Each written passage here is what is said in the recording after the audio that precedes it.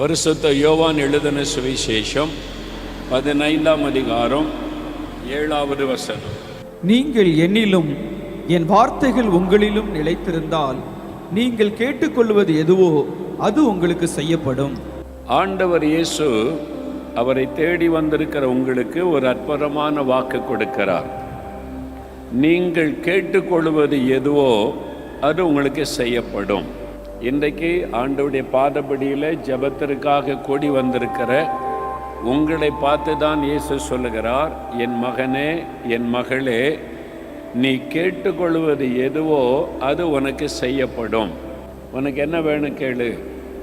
சுகம் வேணுமா? நான் உனக்கு சுகத்தை தருவேன். ஒரு விடுதலை வேணுமா? நீ கேட்டால் நான் உனக்கு விடுதலை தருவேன். ஒரு ஆசீர்வாதம் வேணுமா? நீ வாய் திறந்து கேட்டால் உனக்கு ஆசீர்வாதத்தை தருவேன். நீ கேட்டுக்கொள்வது எதுவோ அது உனக்கு செய்யப்படும். அதான் ஆண்டு சொல்கிறார். யார் செய்வாங்க? நான் தான் உனக்கு செய்வேன்னு ஆண்டவர் இயேசு சொல்லுகிறார். நீ என்னிடத்தில் என்ன கேட்பியோ அதை நான் உனக்கு செய்வேன் என்று ஆண்டவர் வாக்கு கொடுக்கிறார். அவரால் என்ன செய்ய முடியும்? எதையும் செய்ய வல்லமை உள்ளவர்.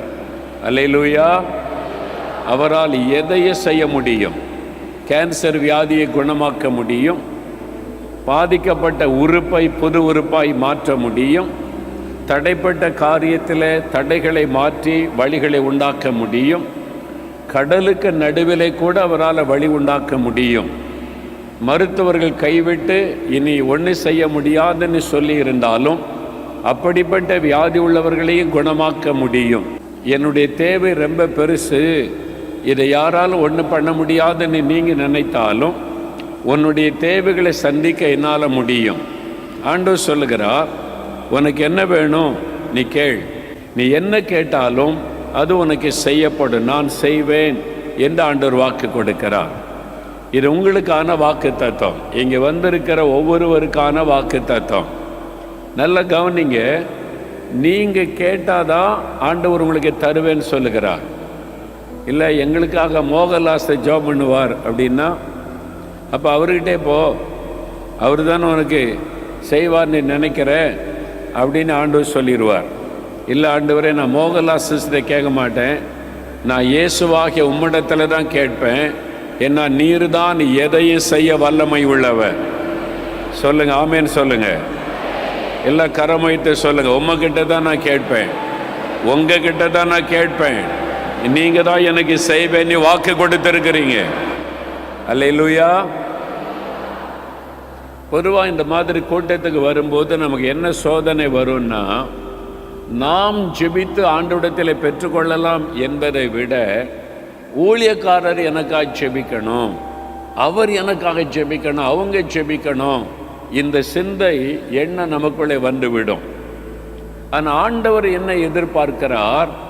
நீ என்னிடத்தில் என்ன வேண்டிக் கொள்ளுவியோ அதை நான் உனக்கு செய்கிறேன் அப்படின்னு ஆண்டவர் இயேசு உங்களை பார்த்து சொல்கிறார்.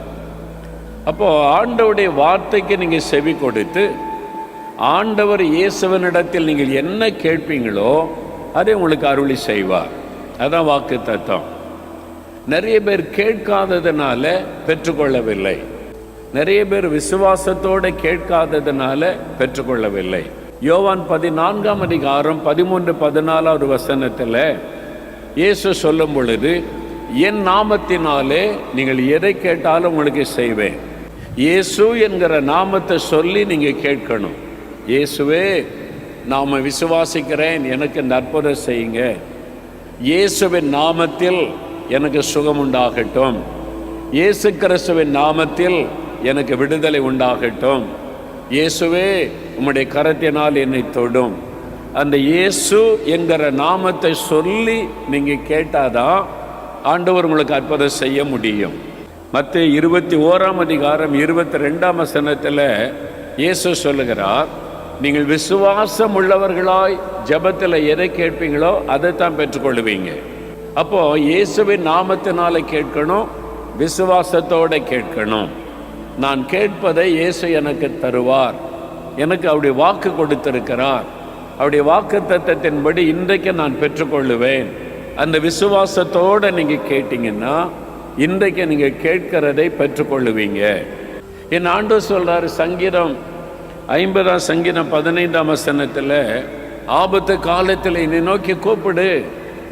உனக்கு நெருக்கமான காலம் தானே, பிரச்சனை தானே, போராட்டம் தானே, என்னை நோக்கி கூப்பிடு. இயேசுவே நீ கூப்பிடு, இயேசுவே அப்படின்னு என் பேரை சொல்லி கூப்பிடு. என்னை கூப்பிட்டா நான் உனக்கு விடுதலை தருவேன். அதான் ஆண்டவர் வாக்கு கொடுக்கிறார். எரேமியா 33:3 ஆண்டவர் சொல்லுகிறார், என்னை நோக்கி கூப்பிடு, நான் உனக்கு பதில் தருவேன். நீ கூப்பிட்டா நான் உனக்கு பதில் தருவேன். இல்லை எனக்கு ஆண்டவர் என் ஜெபத்தை கேட்க மாட்டாரு, எனக்கு பதில் தர மாட்டாரு அப்படி சொல்லுவது பாவம், ஆண்டவரை குற்றப்படுத்துவதற்கு சமம். ஆண்டவர் சொல்றார், என்னை நோக்கி கூப்பிடு, நான் உனக்கு பதில் தந்து நீ அறியாததும் எட்டாததுமான பெரிய காரியத்தை உனக்கு செய்வேன் அப்படின்னு ஆண்டவர் சொல்லுகிறார். அப்போ நம்ம கேட்கணும். அவருடைய எதிர்பார்ப்பை என்ன? நீங்கள் கேட்டால் அவர் தருவதற்கு ரெடியாக இருக்கிறார். அதனால் நீங்கள் கேட்கணும். அநேக ஆண்டுகளுக்கு முன்னால் திருநெல்வேலி மாவட்டத்தில் ஒரு கிராமத்தில் ஒரு 3 நாள் கூட்டத்துக்காக நான் போயிருந்தேன். ஒரு மாடி வீட்டில் என்னை தங்க வைத்திருந்தாங்க. டெய்லி சாயங்காலத்தில் அந்த கூட்டம் நடக்கும், பகலில் கூட்டம் நடக்கும். நான் மாடியில் ஜெபித்து கொண்டே இருந்து அந்த கூட்ட நேரம் வரும்போது என்னை அந்த கூட்டத்துக்கு அழைச்சி கொண்டு போவாங்க. ஒரு நாள் மாலை கூட்டத்திற்கு நான் ஜெபம் பண்ணி ஆயத்தப்பட்டு கொண்டு இருந்தேன். ஜெபெல்லாம் முடிச்சுட்டு கூட்டத்துக்கு போவதற்கு நான் மாடி விட்டு கீழே இறங்கி வந்தேன்.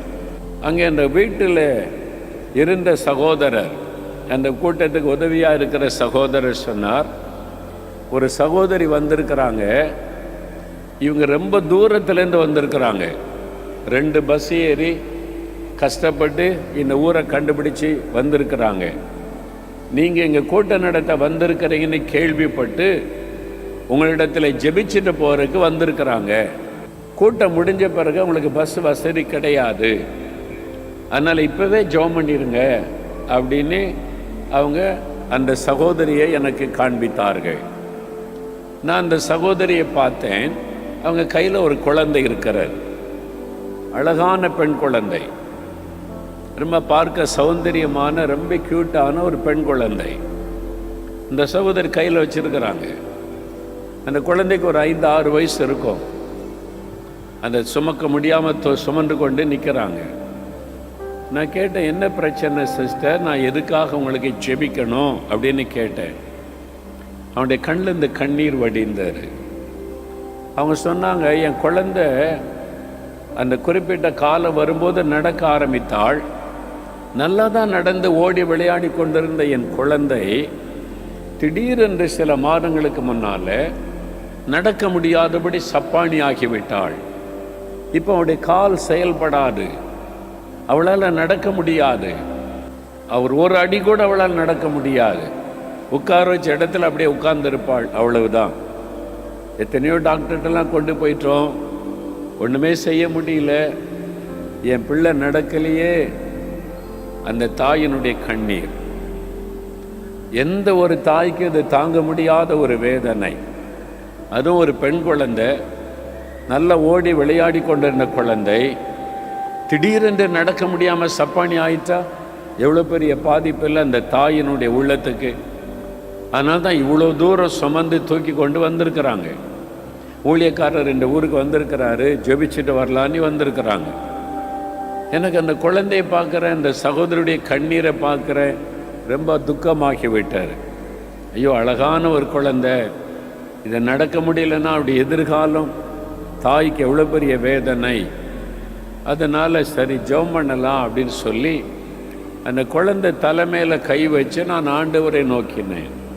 அப்போ ஆண்டவர் என்னோடு பேச ஆரம்பித்தார், மகனே ஸ்டாப், ஜெபம் பண்ணுவதை நிறுத்து. என்ன ஆண்டவரே? ஆண்டவர் சொன்னார், நீ ஜெபிக்கிறதுக்கு முன்னால் அந்த மகள்கிட்ட ஒரு கேள்வி கேட்கணும்னு சொன்னார். நான் கேட்கல, ஆண்டவர் சொல்கிறாரு, இந்த மகள்கிட்ட ஒரு கேள்வி கேட்கணும், அதை நீ கேளு அப்படின்னார். என்ன கேட்கணும் ஆண்டவரே? சரி நீங்கள் சொல்கிறத நான் கேட்குறேன். நான் ஜெபிக்கிறதை நிறுத்திட்டு கண்ணை திறந்து, சிஸ்டர், ஆண்டவர் உங்கள்கிட்ட ஒரு கேள்வி கேட்க விரும்புகிறார், நீங்கள் பதில் சொல்லுங்கள், அப்புறம் நான் குழந்தைக்காக ஜெபிக்கிறேன். அப்போ என்ன கேள்வின்னு அவங்க என்ன அப்படியே பார்த்தாங்க. ஆண்டவர் என்ன கேள்வி கேட்க சொன்னார் தெரியுமா? இவள் வேதம் வாசித்து ஜெபம் பண்ணி எத்தனை மாதம் ஆயிட்டுன்னு கேளுனார். ரொம்ப சிம்பிள். எவ்வளோ காணிக்க கொடுத்தேன்னு கேட்க சொல்லல.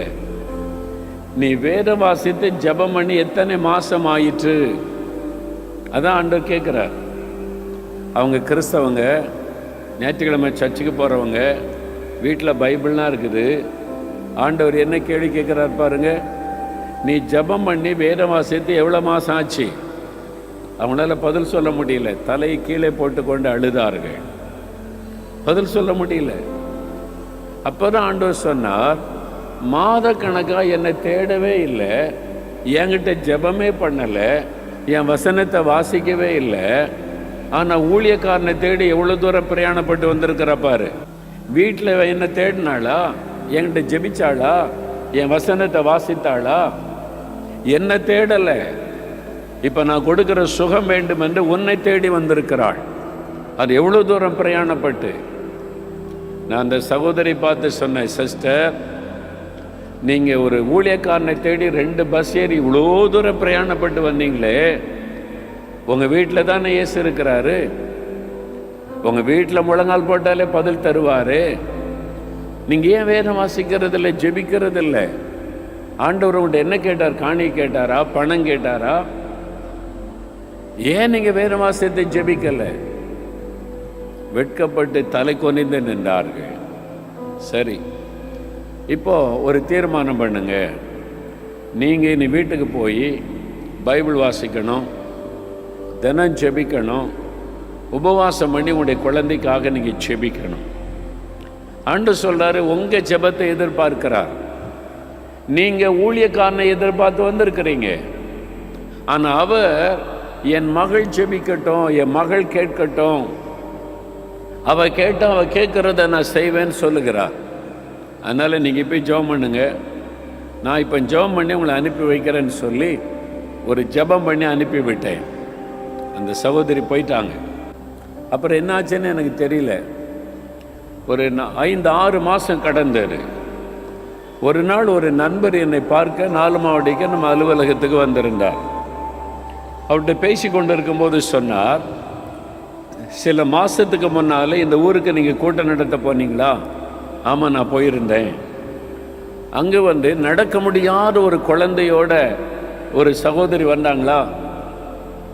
ஆமாம் வந்தாங்களே. ஆண்டவர் ஒரு கேள்வியெல்லாம் கேட்க சொன்னார். நீங்கள் அவங்கள்ட்ட பைபிள் வாசித்து ஜெபம் பண்ணி நீ ஆண்டவரை தேடியே அற்புதம் செய்வான்னு சொல்லி அனுப்புனீங்களா? ஆமாம், எனக்கு ஞாபகம் இருக்குது. அப்படி எப்படி உங்களுக்கு தெரியும்? அது என் சொந்தக்கார பிள்ளை தான், எனக்கு உறவு பெண் தான். நான் அவனுடைய வீட்டுக்கு போயிருந்தேன். அந்த மகள் தான் எனக்கு சொன்னாங்க, இப்படி ஊழியக்காரரை தேடி போனேன், இந்த மாதிரி கேள்வி கேட்டாங்க, எனக்கு வெக்கமாக போச்சு, நான் என் ஆண்டவருக்கு ஒப்பு கொடுத்தேன் அப்படின்னு சொன்னாங்க.